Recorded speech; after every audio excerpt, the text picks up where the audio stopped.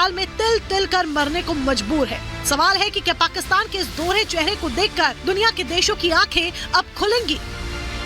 अगर वो एडमिटेड है या नहीं भी है, ये जो खबरें चल रही हैं, इनसे काफी हद तक ये पुष्टि तो होती है कि पाकिस्तान के अंदर भी ये नैरेटिव है। हालांकि पाकिस्तान की सरकार हमेशा डिनाई करती आई है कि दाऊद इब्राहिम पाकिस्तान में ही है। पाकिस्तान के सियासी नेता और पाकिस्तानी सेना भले ही दाऊद के वहां पर होने की खबर को नकारते रहे हो, लेकिन ये बात जग जाहिर है कि पाकिस्तान हमेशा से ही आतंक को पनाह देता आया है और इसमें सबसे ज्यादा हाथ वहां की सेना का है।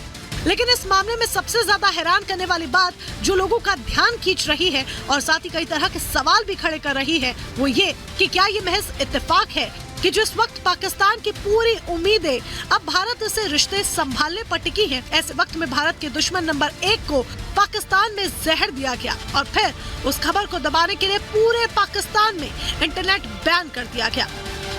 सवाल ये कि क्या दाऊद को पाकिस्तानी सेना ने जहर दिया? क्या दाऊद को पीएम शहबाज शरीफ के इशारों पर जहर दिया गया?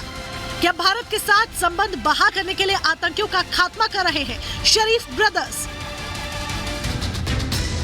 ये सवाल इसीलिए क्योंकि पाकिस्तान की सत्ता पर काबिज पीएमएल के संस्थापक और पूर्व प्रधानमंत्री अपनी पार्टी की संसदीय बैठक में खुलेआम ये कह चुके हैं कि उनकी प्राथमिकता भारत के साथ संबंध बहाल करने की है, जबकि ठीक इसके उलट भारत कई मंचों से पाकिस्तान को दो टूक कह चुका है कि आतंकवाद और बातचीत एक साथ नहीं चल सकती।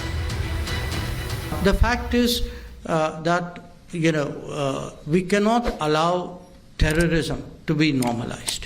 We cannot allow that to become the basis for getting us into discussions with Pakistan.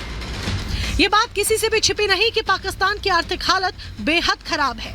वहाँ के लोग दाने दाने को मोहताज हैं और पाकिस्तान के सियासी नेताओं पर इस बात का जबरदस्त दबाव है कि वो भारत से संबंध बहाल करे और भारत का हाथ पकड़कर दुनिया की रफ्तार के साथ आगे बढ़ने की कोशिश करे। यही वजह है कि पीएमएल प्रमुख नवाज शरीफ भारत के साथ संबंध बहाल करने का वादा कर चुनाव जीतने का पासा फेंक चुके हैं। देखिए, पाकिस्तान में इलेक्शन आने वाली हैं और माहौल गरमाया हुआ हमेशा ही रहता है। और ज्यादा गर्म हो रखा है पाकिस्तान की इकोनॉमिक और पॉलिटिक्स को लेकर के। और इधर नवाज शरीफ ने यह कहा कि वो भारत से रिश्तों को बढ़ाने का सोचते हैं, परंतु भारत तो हम ये कहते हैं कि टेरर और टॉक्स एक साथ नहीं जा सकती। आप आतंक का खात्मा कीजिए, तब हम बात करते हैं। तो ऐसे में अगर दाऊद इब्राहिम को पॉइजन किया है, जिसने भी करा है, अगर ये खबर सच है, तो ये कुछ हद तक नवाज शरीफ, शहबाज शरीफ के फेवर में जाती है भारत से रिश्ते बढ़ाने के लिए।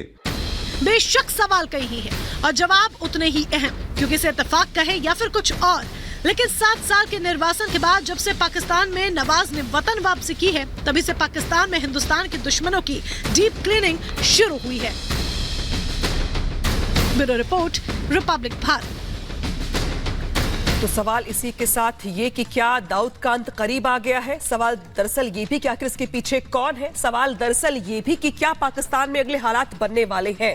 तमाम सवाल जो हैं इनसे जवाब लेंगे हम। कर्नल शालीन सर जुड़े हमारे साथ लगातार स्टूडियो में। सर, पहले पूरे हॉस्पिटल को सेंसिटाइज कर दिया गया, ये कहा गया कि पूरे पाकिस्तान में इंटरनेट बैन कर दिया गया है। इसके बाद अब खबर दरअसल ये आ रही है कि अब मीडिया पे दबाव बनाया जा रहा है कि वो खबर को कवर ना करे। आखिर पाकिस्तान चाहता क्या है इस पूरे मुद्दे पर? मैं भी थोड़ी देर पहले किसी से पाकिस्तान में बात कर रहा था, कोई एक जर्नलिस्ट है, उनका भी यही कहना